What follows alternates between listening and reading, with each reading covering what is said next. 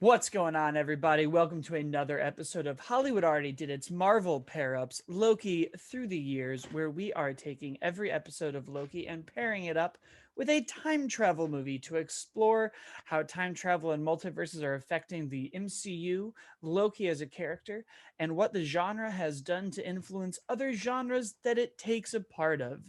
There usually are mixed and matched with other things because you're not just going through time, you're doing other goofy nonsense with it. As always, I'm your host, Blake Schultz, and with me is Jamie Jirach Hello. and Terrence Tatum. Hello, everyone. And this week we are looking at the episode 2 of Loki. The show continues to be great, and we are pairing it up with a 1994 sci fi classic film, Timecop. Truly, not enough people talk about this movie, but it is great. We'll talk about it. Let's get into it. Jamie, what did you think of episode 2 of Loki? Oh, so good. I mean, it's just so much fun. The Owen and Tom's chemistry continues to be such a delight. I'm so excited for Sophia DiMartino, whether she's Lady Loki or not. I know there's some questions there. I don't. It doesn't matter. She just looks cool, and that's what matters to me. I I've only ever seen her on the show Flowers, but I love her in that so much that I'm so excited that she's about to like blow up. And Yeah, that's what I thought of it. She's brand new to me. I have never seen her before, and I was like, cool. Whether you're Lady Loki or whomever the heck else people are pontificating she is, sounds good to me. I dug the episode. I like, especially now that I've seen them both. I can now understand why they sent the first two episodes to people first without the rest, because those two act almost like a one uniform pilot episode, because what the show is going to be sort of seems like what we're going to get from this point on, which looks like a mix of the fugitive with Quantum Leap, which is great because both Loki's chasing Loki while the TVA is chasing him. I dug this episode a lot. It reminds me how a lot of procedurals do, though, with like Castle or any of these shows, or Lucifer, where they're like, cool, we'll use the guy, like we're cops, we can do all cop thing, but we'll use the guy who has some sort of knowledge on this stuff, quasi, and we'll make them a cop too. And that's sort of what this is, and it's like a tongue-in-cheek way of doing that. And I think just the whole road that this episode used for Loki to kind of figure out how the other Loki was hiding in streams of time. I was like, oh, I like that. That's fun. That's pretty. I'm gonna do more of this. But then it looks like we're getting a completely different show. But I'm down for it. I love the whole little tit for tat that Loki was giving as Lady Loki was giving as she was hopping from one person to another. Just having a meeting of the minds. It's sometimes the dialogue stuff gets me more than the action beats. Most of the time in these films, that's what gets me more, and I really dug that about this episode. I completely agree. I think we're getting a lot of interesting stuff with how the rules of this show work. Even just little things of the Miss Minutes recording, saying that she's a recording and talking to him, all kind of coalesces into this anomaly of the TVA and what they're really doing. Owen Wilson continues to be just an absolute treat to watch. I love watching Loki discover aspects of himself and confront who he really is through this mystery of, well, no, I'm doing this kind of magic. And those are two very different skill sets. And I'm very clever and smart and good, and kind of dealing with no one being impressed by it or it having very little to do. The needle drops of where have all the heroes gone? Phenomenal. Loved seeing that. It is weird that was just in like the video game for the Guardians as well. I was like, okay, this song's now getting a bit overused. Wasn't it But something else? I think there was like a third thing that it was recently in too. yeah, I Like was the like, oh, internet was going all on off about that. yeah, It's a good day for those royalty checks. it is. Although I'm sure we're all still listening to it on Shrek 2, the clearly best version of that song from the fairy godmother. But everything else was like, I also loved the Loki bouncing from people to people, seeing something we've never seen Loki do, but sort of a piece of what the Mind Stone might have been capable of. So Mhm. I'm not too sure what all is there, getting more of an idea of how Loki's magic actually works and what his power sets really are. And had seen all of these branches at the end, and I did love the time travel rules of, well, nobody really pays attention to cataclysmic events. So that's where that she can hide and keep going back here, going and messing around with things, coming back here. This is always the same. Your records are the same. Him reading Ragnarok and coming to terms with all of these things that haven't happened to him, but we as the audience know. And I can't think of another time where we've gotten to see an actor deal with watching these sort of aspects of themselves, other than every other time travel movie that's ever existed. But, you know, when you take those out, I've never seen it. I think we're setting up for a lot of interesting things. It's Loki. So you never know which side he's on. You don't know what side she's on. We don't know if these two are going to work together. Is he trying to break the TVA? Is he working for them and trying to I don't want to say double team her, but, play both sides of that as well and make her think he's an ally and then betray her. And if that'll even work, I want to explore more of this character and more of her backstory. And why is she doing what she's doing?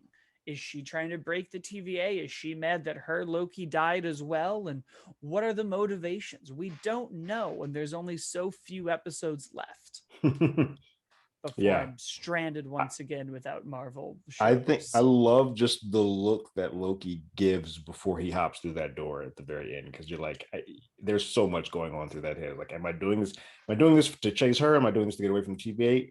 You guys can't control me once I'm on the loose. F it, I'm going. I was like, oh, that's Loki making all of these decisions in a split moment. Like, well, good day. I'm gonna go have fun. If nothing else, I'm gonna go have a party. And it's interesting for a character like Loki, who we've seen always thinks he's the most powerful, has the upper hand, be confronted with this seemingly new power set that another version of him can do. So we're already challenging the notion that he is the best Loki, that there are other iterations and abilities he's unaware of, that maybe he's even capable of. Right. And then all the fun places we saw, Titan, Jotunheim, Asgard, Ragnarok, parts of Earth, all of these different variant branches and where they are. Fascinating. And I just want to see all of them. I'm now curious, are we going to do this like alternative greatest hits of the MCU? Yeah, I know. It's like, this can be a live action what if, considering all those variants. I mean, all those branches have broken off. So this could be fun. Yes. Why not? Yeah. But this brings us to another crime thriller with a time travel backdrop. It's 1994. Jean-Claude Van Damme has once again created an action epic in a movie where he has to deal with joining his own version of the time police. The American government is using it to make sure that what they're calling ripples, which I think would be similar to branches, aren't created. We open with Confederate coins being used to buy nuclear warheads years later. People have the ability to go back in time and manipulate the stock market. And of course, a politician is using it for his own financial gain to become the president of the United States and blah, blah, blah, blah, blah. Caught up in all of this is, of course, a 90s style love story where he has to go to the future only to go to the past to save the woman he couldn't save. I'm, of course, talking about Timecop. Terrence, tell us about Timecop.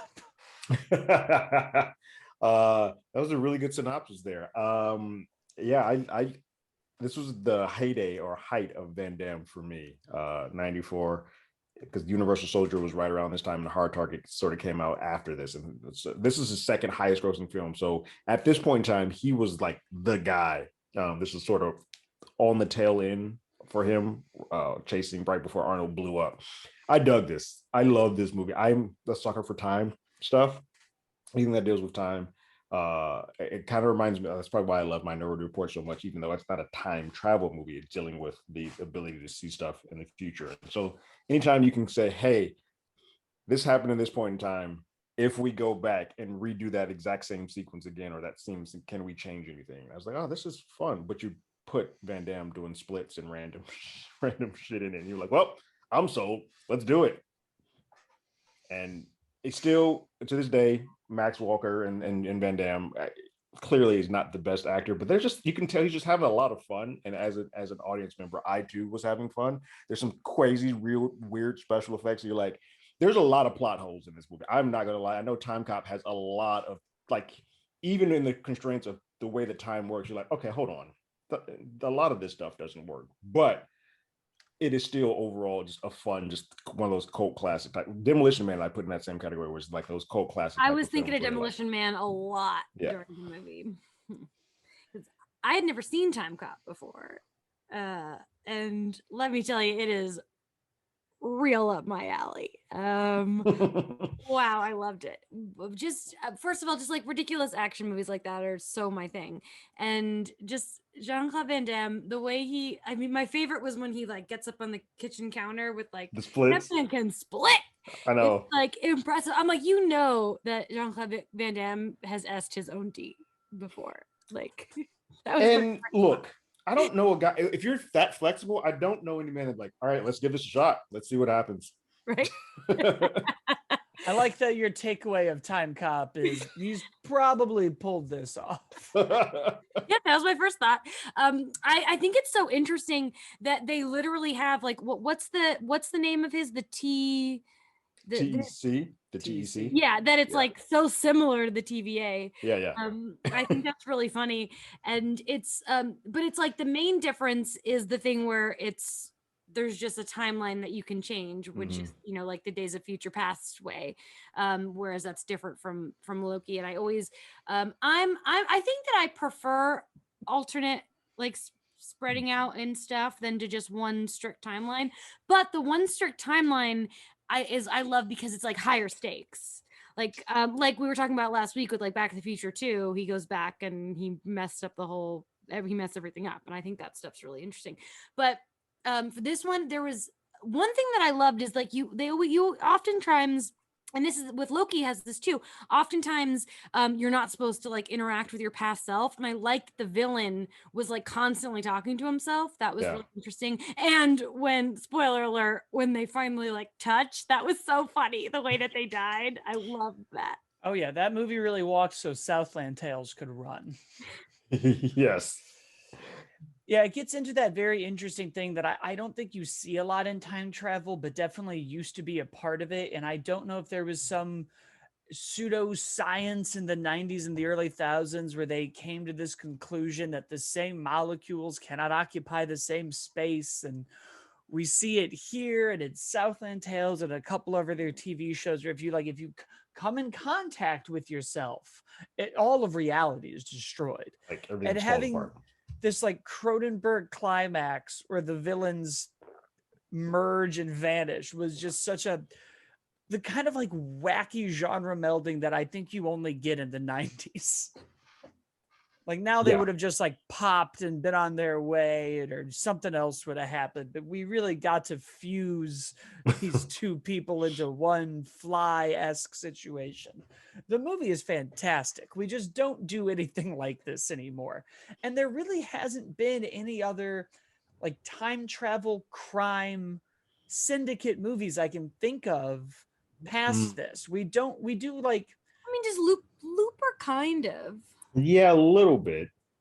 But yeah, not but that's more, I don't know if elevated is the right word, but it doesn't have that fun campiness to it that Time Cop has. No, and I think Looper is much more of like the character driven, and this is really like somebody has a plan with time travel. They're still keeping it after they've dismantled it, and which I really like that kind of forethought too into this villain of, oh, he's going to do this and then he's going to get rid of the thing that's going to allow anything else to work, which I think is a great movie to pair up with this episode because we're now getting into concepts of talking to different versions of yourself, working together, crime in general, and what it means for both of these movies and these characters. I think when you look at what we're doing, Loki is now setting up this crime mystery of why and what.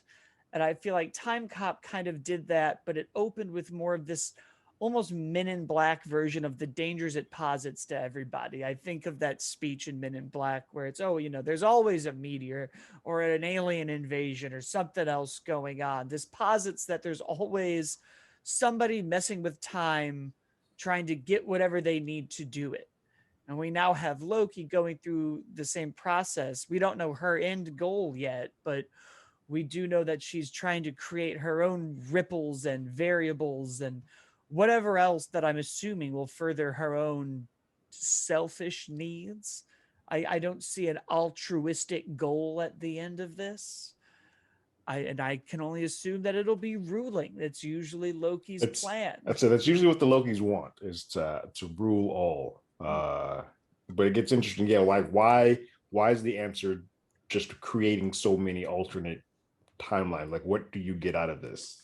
I wouldn't be surprised if it turns out she's not Loki and she's just out to destroy the TVA. But I wonder, because so much of this show it opened with, I've been burdened with glorious purpose. And we then see the end of his road.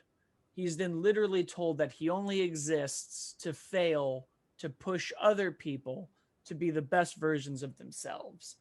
So I wonder if she also knows that or has been told that and is now going to create as many different possibilities as she can to find out if that's true. To see if to test that theory, to just keep seeing if that works. She's bombing specific Loki moments, it seems. Jotunheim, Titan, Ragnarok, Nilfheim, all of these places that impact that character.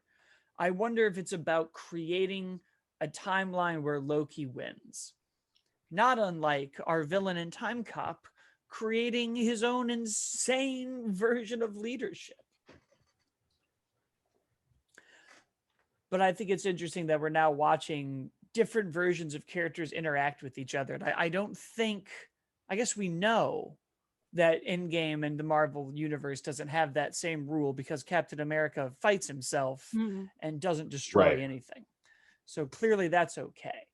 Yeah. So I think we're also seeing where the rules are different and what that means. But it's interesting to genre bend this way, because I feel like what the time travel elements did for these kind of crime thrillers were add elements for these characters to watch their own failure. And it's less about raising the stakes and more about driving their agency to succeed. He watches his wife die. He has to go back. He doesn't even, the character we follow ultimately loses in Timecop, but he knows that this new version of himself will like carry forward. It totally made me think of Days of Future Past again. Like he totally had those Wolverine, same kind of similar journey. Yeah, it's much more about knowing that you've created a better version than it is about any sort of like self-discovery. And I think Loki is going to be the antithesis of that. We're going to try to do, in their minds, the best version, but selfishly with them, and that them, not a new them at the center of it. But it's very interesting. All these time movie, like Deja Vu's another, like Denzel's movie, Deja Vu's another one that deals with time. But like when you start, Jamie brought it up earlier, when you're doing with a singular timeline, it is easier. One, it's easier for the audience to understand, and it's more straightforward. But what happens is that's when you create more plot hole issues, because you're like, if you're doing this to this one timeline, then this, and this should happen, like the butterfly effect type of situation. But when you're doing the alternate timelines, you get a little bit of a leeway to be like, hey, we did that in this one. That doesn't affect that one. And it becomes a little bit more easier to digest anything that doesn't quite add up when you start like pulling at the strings. Well, yeah. It was so helpful in Endgame when Tilda Swinton had like a literal chart that she I was like, spell it out for me, please. Like, you know that they're like, especially people who aren't like us who watch these movies over and over again and like really go deep. Like you need something to really lay it out. Yeah. Oh, I mean, Doc Brown does it with chalkboards, and it's really Looper where Bruce Willis says he's not going to do that. I'm not going to sit here with toothpicks on the diner table explaining time travel to you. Yeah. So it's funny that, you know, Timecop doesn't do that, because I think when you're choosing your time travel rules, you have to sort of look at thematically what you're talking about. I think Back to the Future's core theme until the third one, which they were like, time is what you make of it, and you can do whatever you want, and I'm a god now, Marty. You know, in Back to the Future 2, it was sort of the consequences of manipulating time. It's about knowledge. It's about what you do with that and then going back and fixing it. You need to have multiple branches because the stakes of that movie are, well, we have to undo this alternate reality we've created. You look at something that I'm sure we'll talk about more in a future episode, but the Terminator movies is one singular timeline, but the core theme of all of those movies is fate. And in Terminator 2, it's, well, there is no more fate. It doesn't really matter. And in Terminator 3, you find out that it's quite literally fate and predestined, and all you do is delay the inevitable. Just move the time, like the Final Destination. Like it's coming. You're just moving the goalpost a little bit. And, you know, Endgame, for its own purposes, kind of blends the two and builds this time travel equals the multiverse. And we're just creating other versions. But as both Tilda Swinton and the TVA have said, if you can put those branches back together, it's fine. The reason Endgame's whole thing kind of works out, and probably why Captain America's plan works out, is that it realigns into the proper timeline at the end. He was just living his life with Peggy. He wasn't out and about crusading as some secret Captain America. Then he came back to return the shield, and he did everything else. We put Mjolnir and the stones back. All of what they did just coalesced into one cohesive place. And I think that works for that movie because otherwise none of it works. I literally never pieced together that he's putting that hammer back until you just said it. That makes so much sense. I always just thought that Thor was like, just in case you need it. Just hold on to that in case some things I've go always wrong. thought, what's past Thor going to do without the hammer? This has never occurred to me. And you blew my mind. Of course he's returning the hammer. That makes so much sense. He's got to go put it back. I've seen the movie at least 15 times, and that never occurred to me. The only one How do that we do this? the only one that does like is in that Endgame thing. The only one that always I question is the Soul Stone because it's like, well, then hold on. That's when you start picking at things like, well, if you're going to just put the Soul Stone back, are you seeing the Red Skull? Like, how does this work? You just throw it in that down there? I don't know, because you'd think that would also do something with Black Widow. There has to be another consequence to it. That is the one element, because we just know so little about that stone and what it really does. Right. So I have to assume that, yeah, he showed up and Red Skull is like, look, a deal's a deal. Thank you for returning this, but like I can't fix anything else. Like, right. This is a fixed point in time, or so they're going to do some Doctor Who timey-wimey. But yeah, I feel like whenever you're making your time travel rules, you really need to think about what you're trying to say thematically. And I think that's why Timecop has a couple holes, because I think at the end of that movie, it's not that deep. No. But I think Loki is going to have a lot of rules because it has specific things that it's going to say about its character and its world. But correct. The other reason they needed to do the Endgame rules is to avoid what my biggest problem was going to be, which is, are you going to make the 20 movies I've watched pointless? Irrelevant. Right. I don't think that. I would be interesting if we got, because like, we've talked like House of M, like with WandaVision and stuff, and I don't think we're going in like that direction. But I feel like if like in any TV show, when they end up in like they messed up time or whatever, it always goes back in the end. I think it would be really cool if we got like 6 movies and like an alternate timeline, and then they end up back. I would be really into that. I would love it. I will stay in alternate places for as long as they'll let me. Yeah. That's where you really get to have some fun. I always think the best DC stories are when they're free of their main continuity. Yep. This is kind of backtracking a little about Timecop, but I just remembered this because I watched it with my friend Hodge, and he told me this, and I did not look it up and verify, but I'm just going to trust that it's true. That it was originally Timecop rated X, and it was like it was almost rated X, and after that like opening sex scene, I'm surprised. Well, see, that's the thing with 90s movies, 90s action movies. The majority of the reason why they were like R-rated had nothing to do with the action or the violence. There's like, they gonna be fucking. Yeah. I was like, whoa, they really went into it. And And it's like, and it's funny because I was expecting them to do it again and they didn't. And I think it's really funny.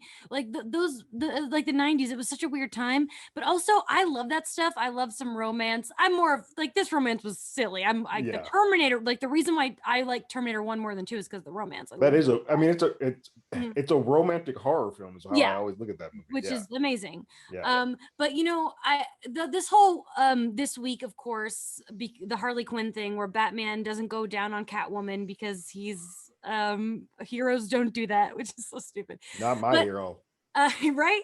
But I saw somebody tweeted this, and I think it's true, like talking about how Marvel movies are pretty sexless. Like we have couples and stuff, but there are no like good like steamy romances in like I know Bruce Nat is not everyone's favorite, but I love the party scene where she's flirting with him because that's like as sexy as we get. It's really the only time that we get sexual, other than the Iron Man 1, the Sharon. That stuff was dangerous. But yeah, Iron Man 1, that was pre-Disney though. Like that's the reason why that one does. That's it. But, part of it is they're getting into like Disney family 4-quadrant stuff. But the only one I can think of offhand is the Sharon Cap kiss. That's the only time that a kiss occurs, and that's just weird. Well, they have other kisses, all things considered. But yeah, I just feel like the intimacy part doesn't exist in the Marvel the Marvel world. And we could get a little steamier. I mean, the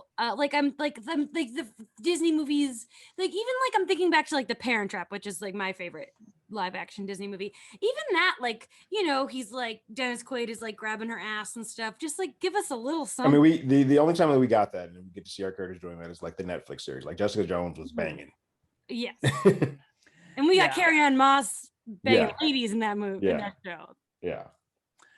Yeah, it's interesting. I said when we were rewatching Timecop to my roommate, I was like, it's funny. This is how we did it in the 90s. We had these pretty long, but still like tender sex scenes.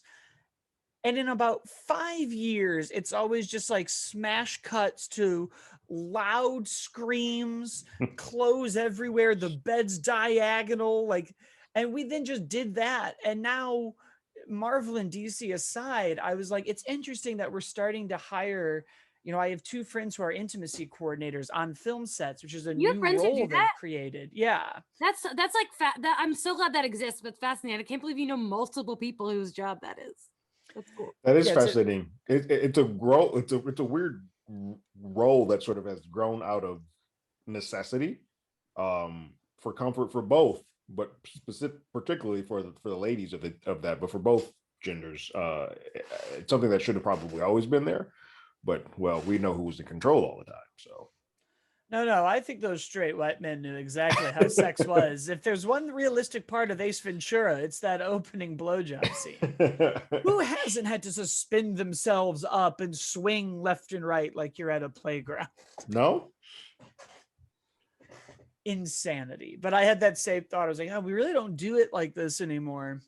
I don't know that we need to do it. Well, even like that. the action, the straight action movies that aren't Marvel or DC, they don't even have those type of sequences anymore. We don't really smash cut to banging anymore. No. And I'm very pro bang as long as everyone involved is okay with it. Right. And yeah, I agree that movies have gotten more sexless, and I feel like we've gotten in some ways more sexually liberated as a people, but in other ways, less so. Well, what's weird? I think this is where how sort of just cinema and film and TV work. A lot of the stuff that we expect those indie films or that smaller type of stuff to go is now on TV. Like we get the sex scenes on Netflix and Showtime and HBO Max, whereas films are just like, we're doing the big 4-quadrant movies, and if you're not here for that, we can't have the sex here. Go watch that at home on your streaming device. That's a good sort point. Of where it's gone. I mean, we certainly got it a lot in Game of Thrones, right? And Bridgerton.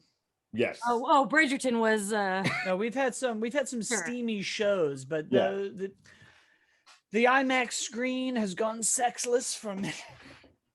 Oh God, I'm picturing Bridgerton at IMAX. Oh my God. So awkward for everybody. Just imagine that laser IMAX with that ladder.